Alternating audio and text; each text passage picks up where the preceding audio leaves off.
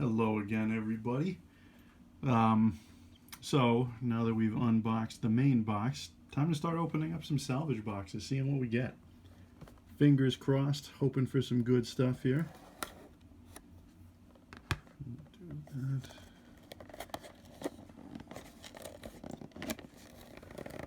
Open this. What do we got? Good stuff, good stuff. Ooh. Excellent, excellent. A spare Hellbringer. Being a fan of the Falcons and the Jaguar. Well, screw the Jaguars. It's the Falcons who use the Hellbringer most frequently. Let's see if we can get this to focus a little bit better. There we go. Look at that. Good, crisp-looking detail. Nothing is really leaping out to me as far as mold lines are concerned. I believe it was a old Clan Coyote adage. How did it go? If you see a falcon not in a summoner, a hellbringer, or a kit fox, double your caution. I always enjoyed that one. That is a good.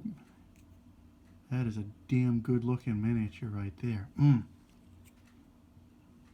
Almost looks like it should have a couple extra tons of armor just for how beautiful it is.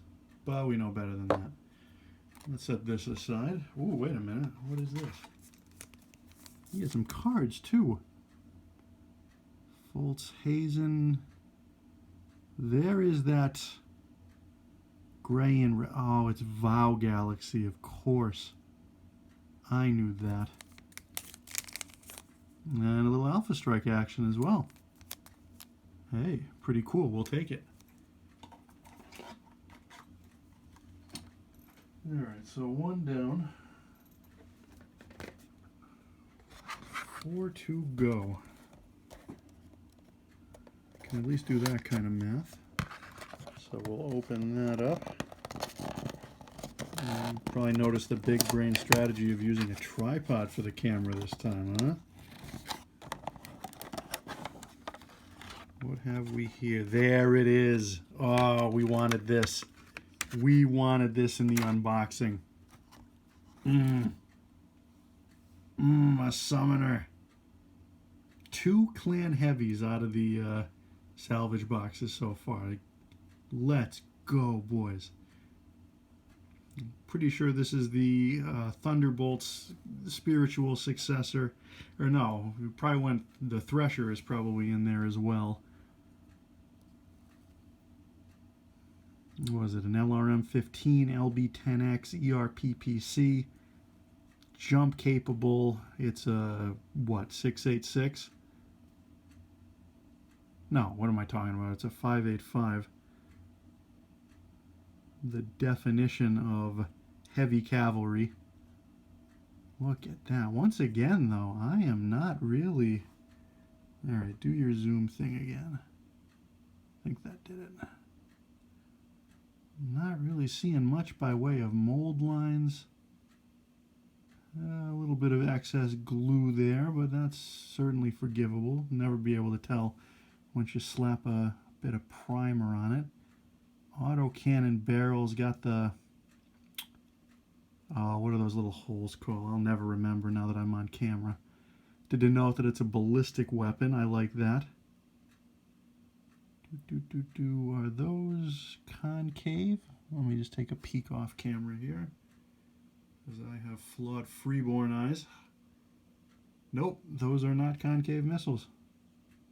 That should make them infinitely easier to put a little bit of paint on. Once again, though, they're knocking it out of the park with the details.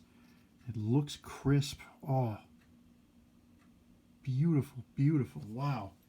We're going to count ourselves lucky here. I've been seeing some... Oh, wait a minute. Can't forget the pilot cards here. Samantha Cleese. She who would be Sakon for years and then become the Khan after Marth Pride is no longer with us. And course, Alpha Strike as well. Summoner Prime. Oh, it's going to go in the red and gray of Nikolai Malthus. Now, where did I put that blade? There it is. All right, so 2 down, 3 to go. Been seeing a lot of comments on the Facebook group that I guess adders and Mist Lynxes are to be had in fair numbers. So now that I've said that, watch, I am going to pull. Oh, Jesus Christ. A Mist Lynx. Oh, you can't make this up. Here, let's clear the background a little bit. Make it easier for the camera to focus. Look at that.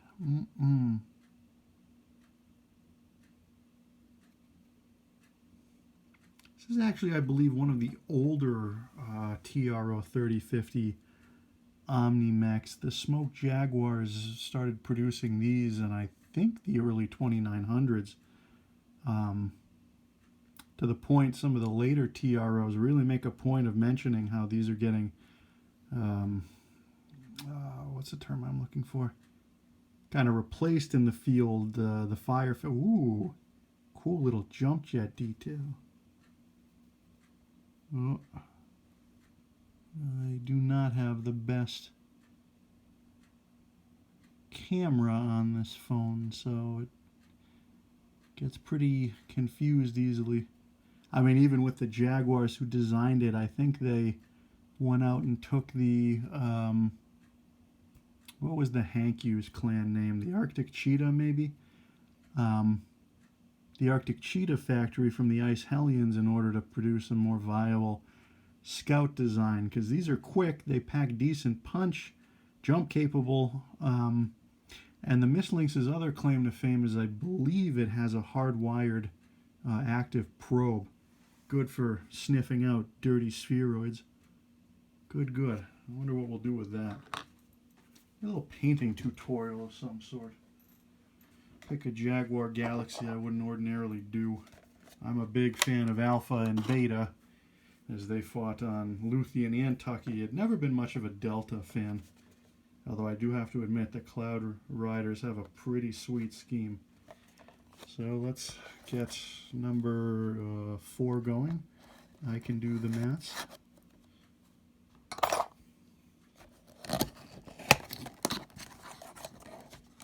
Come on, give me something big and meaty. Ooh, ooh, yes. Hell yes. For we have just pulled another Mad Dog. Look at that. Let me get this out of the way back here. Like I mentioned in my last video, this is the first OmniMech I ever owned. And this is certainly a worthy upgrade to it. Looks like a little bit of warping on the right arm barrels there. We know how to fix that. A lot of people will recommend the hot water treatment. I've had some fair luck with a hair dryer set to a reasonably high setting. Do it in the bathroom right by the sink. You warm it up. Part of the plastic gets nice and soft. You immediately dunk it under some cold water so it retains the new shape that you're otherwise looking for. And it got a little bit of a case of kind of tilting up, looking up. Well, we'll assume it's been offended by some inner sphere aerospace, or it's trying to take a hill or some other elevated hard point from the forces of the FedCom, Free Rasselhaig, or the Combine. Or maybe, you know, if we do Nikolai Malthus, we kind of need to do Kristen Redmond, don't we? Hell yeah. Oh, that would be perfect. Good, good. Once again, I'm pretty impressed by the quality of the sculpting here. The Game of Armored Combat minis, you would occasionally find some mold lines, some areas of imperfection here that were of some concern here and there. I don't know if you're anything like me, but I would only ever find them after I started painting. Oh, wait a minute. We are forgetting. Hold the phone there. Who we got here? A Galaxy Commander, Michael Hawkins, Clan Ghost Bear. I am not as familiar with them to know which Galaxy Orse Galaxy is. Still a Galaxy Commander, nothing to sneeze at. That's what that scheme is. A bear scheme. Okay. I have to remind myself what their frontline galaxies were painted in. I know the obvious ones, but they had a few less than obvious ones. What's this one? Ooh, sleeping right out at us here. And it is, in fact, let's get this out of the frame. Another, oh God, take your pick of names. The Ice Hellions, I think, originally called this the Wolf Hunter. That it didn't irk the wolves, but they still went out and took the factory and renamed it the Ice Ferret as kind of a counter dig at the Hellions. And the Inner Sphere referred to it as the Fenris. So, yeah.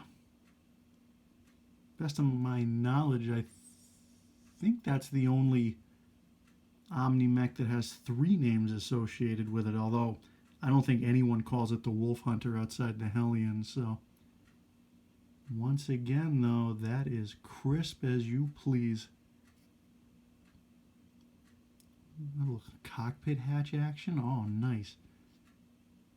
I know a primary configuration Fenris is an ERPPC, and those are certainly some missiles there, and I don't rightly remember what else it carries.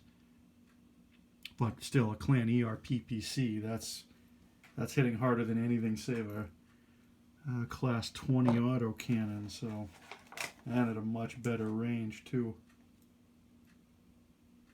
So, notable pilot here, focus on that. Is that...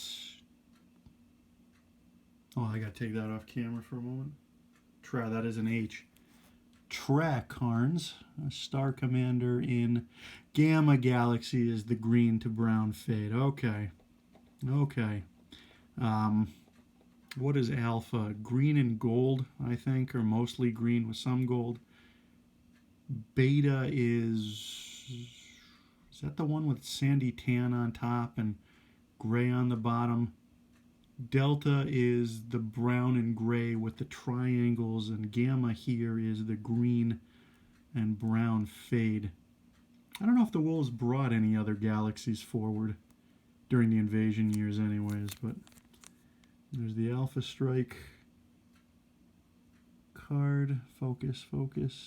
That might be the, what did we say this was? Gamma Galaxy, so that's the Delta scheme right there, I believe.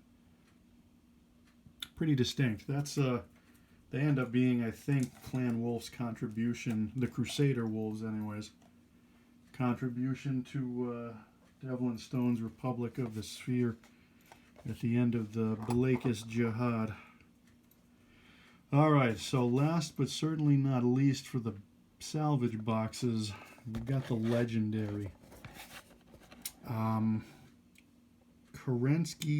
Natasha Kerensky's Dire Wolf, Grey Death's Marauder, I think, was it Jamie Wolf's Archer? And I don't really remember what the 4th one was. We shall soon find out what we got. Really hope it's the Marauder, though. I would love that. Love it to death. Which almost certainly means that's not what this is going to be. Oh, boys, but never say never.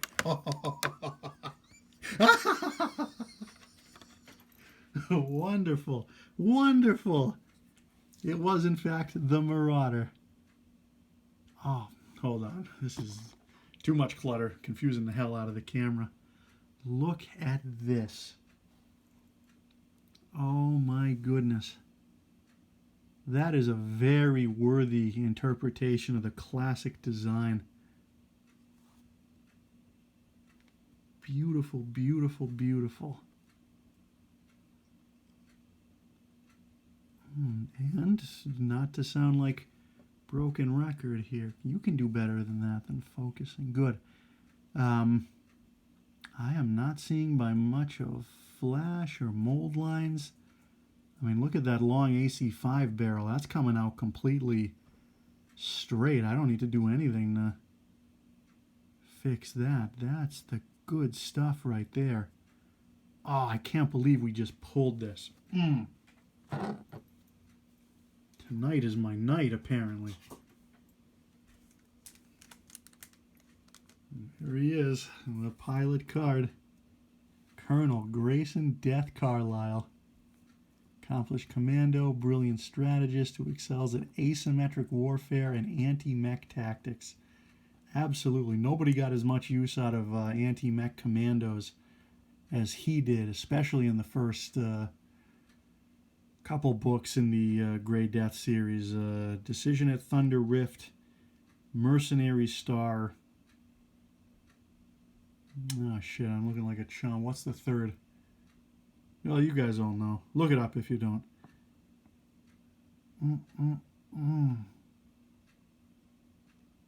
Look at that.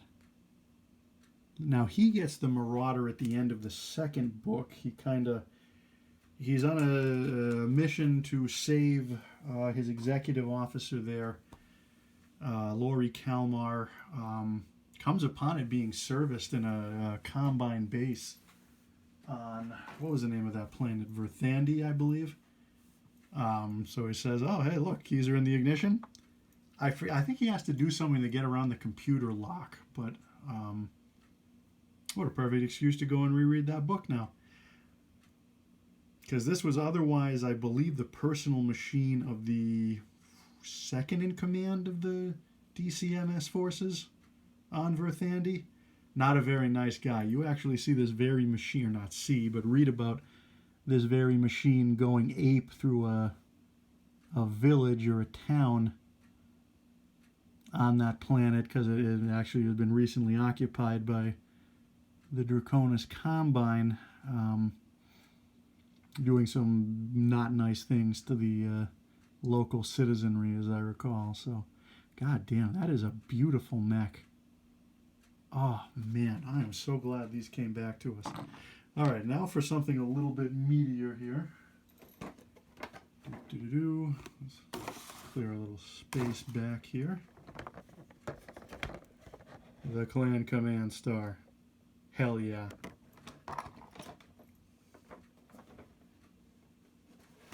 Give that a quick slice. Opening this up off screen. I don't have enough room, to be frank.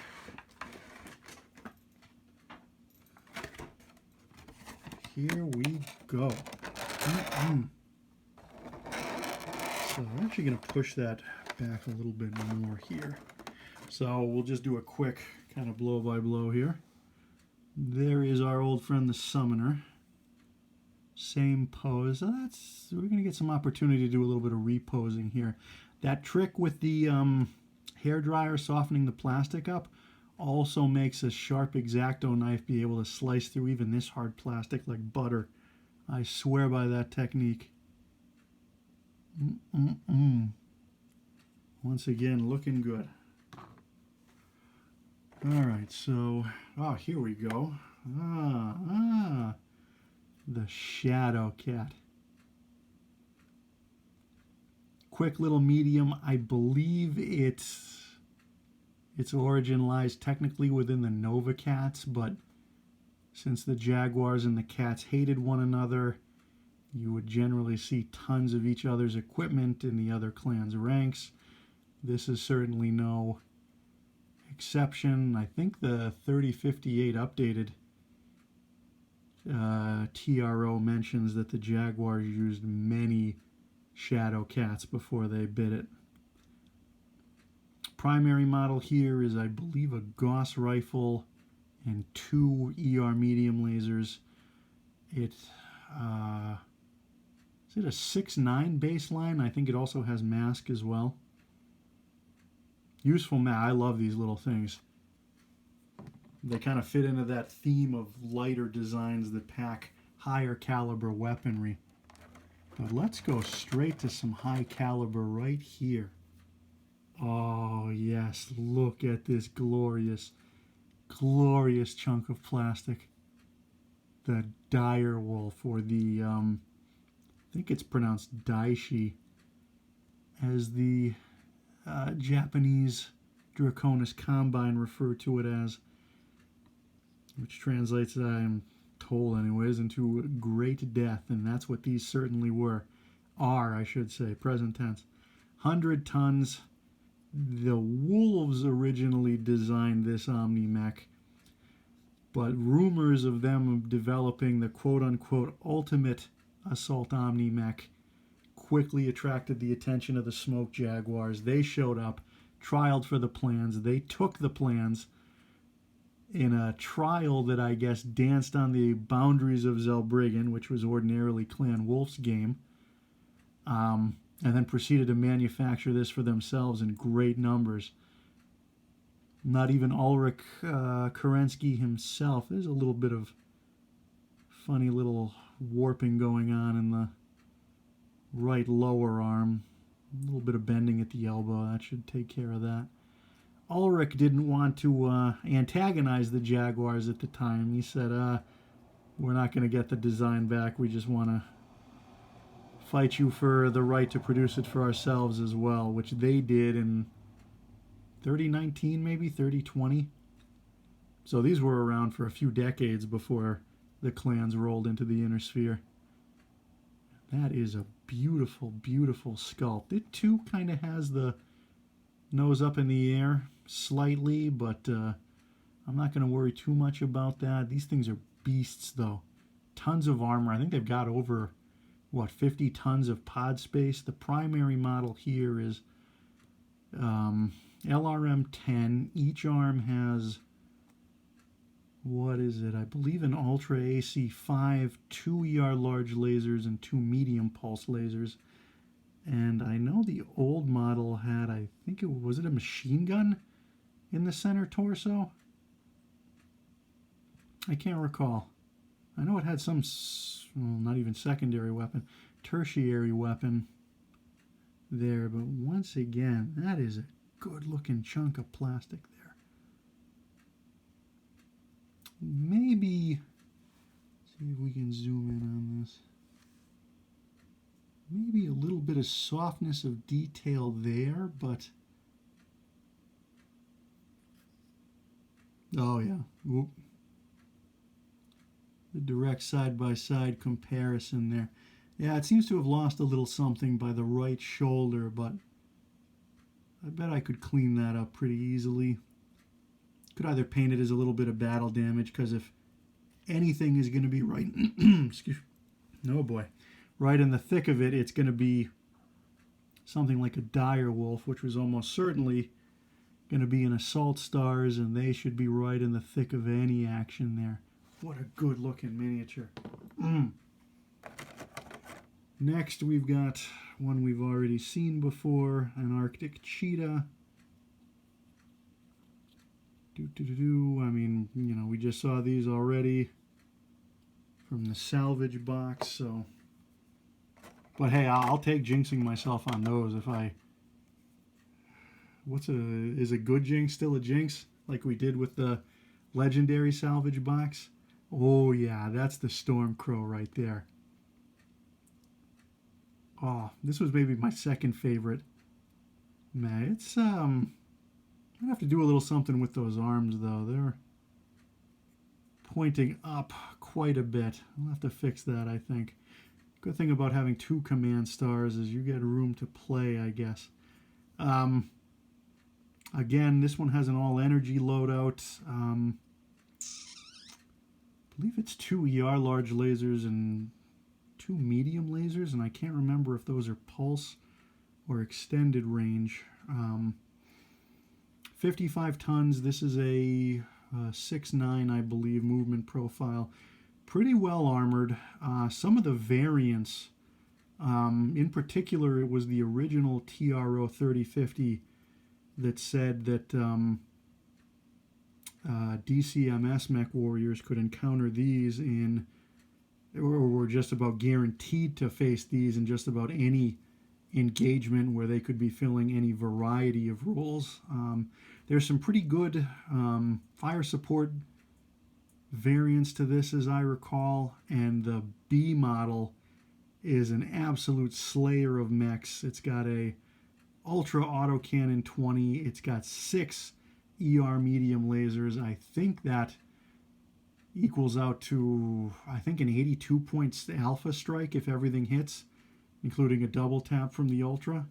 Not to be scoffed at.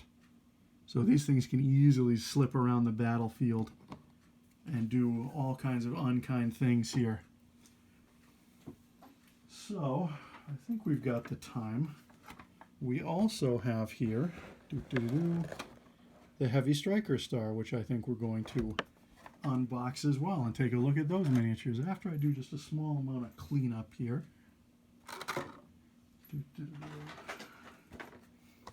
So again, I'm going to slice this open off camera.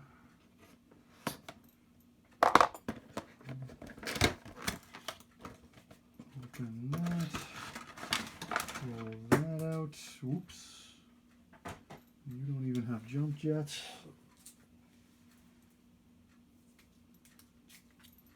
There we go. All right, to business. So, what have we here? Yes. Well, this is going to be a little bit of another repeat here. For the Heavy Striker Star comes with a Hellbringer, which, I mean, aesthetically, this is one of the most pleasing OmniMechs to me.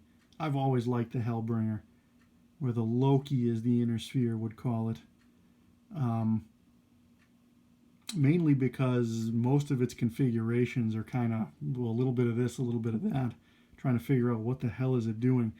The major Achilles heel to this, as anyone will tell you, is the armor. It is very thinly armored, which sucks because each of those arms, those are ERPPCs right there. 15-point long-range damage dealers combined with a chassis that's as lightly armored as this. Your opponent will more than likely be prioritizing this just to get those head cappers out of the game. It's also got SRM-6, an anti-missile system, a trio of ER medium lasers, and then I think it also has A-pods as standard. Big kind of shrapnel bombs that get strapped to the legs in case infantry tries to get cute and the elementals aren't there to keep them in line. But we've seen one of those. That's my second Hellbringer. What are we going to do with those, I wonder? Speaking of seconds, the Fenris coming out of the box set and very appreciably the same condition as the Salvage box. Nothing really new to speak of there. Looks like maybe a little bit of flashing or what do they call with plastic? Little injection port marks there. Easily dealt with, especially on a underside facing aspect like that. I am not worried about that at all. Huh. Two Fenris. We may have to paint up some wolves here. Much as I hate to say that. Oh, I feel a little dirty. Sorry, wolf fans. And here we have the Gargoyle. What was the Inner Sphere name? The Man of War, I believe. This is a 5'8" assault OmniMech, 80 tons. It's effectively the Clan Charger. Look at all the detail. Just hitting that with a quick dry brush, and that's going to pick out detail after detail. Oh, I'm looking forward to painting this one up, I think, most of all. Pretty respectably armored. Its primary variant here, not so well armed, actually. There are some Clan lights and mediums that will outgun this thing because it's what, I think an ER small laser in the center torso there, that little circular port there, and then each arm has a LB5X autocannon, and I want to say a Streak SRM6.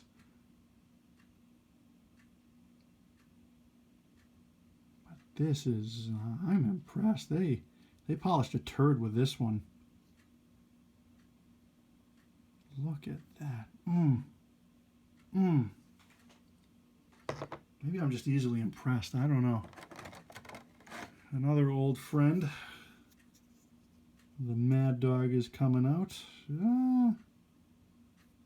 Yeah, pretty consistently with the right arm barrels a little bit warped there. But again, not the world's hardest fix.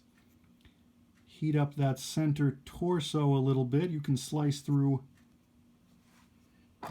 Where's my blade here? Could even slice through the hips here, both places. That would get you a downward facing torso. That looks like a fairly thick piece, kind of sitting on top of the, I don't know, the pelvis area, we'll call it. That might not be so easily cut through, so we'll have to play that one by ear. Now on this one here, the missile ports are concave. These are just little holes, which I guess makes sense. Sometimes it was very nerve-wracking with like the older Ironwind Metals version where the missiles were, you know, bulging out somewhat. You do a beautiful paint job. I don't know about you guys, but I would always save little details like the missiles for last, and then it would always be so nerve-wracking making sure I got the paint right where I wanted it to go and not screw up a largely finished paint scheme. So there we go. We've seen that before. Lastly here to show this evening is a mech I am not overly familiar with because I've never really used them. The Viper. What does the inner sphere call these? The Dragonfly, I believe. These, who the hell made this? I think one of the home clan, or no, it was one of those OmniMechs that had a kind of disjointed development. I'll have to look that up. Might have been the Hell's Horses, I want to say. In any event, for 3050, I think the primary user is the Ghost Bears. They use them as, I believe, scout elements, flanking elements, and support for elementals. And the Ghost Bears were, or are, fairly notorious for having a larger allotment of elementals than many other clans. Which makes sense considering it, for most of their history, they and the Hell's Horses hated one another.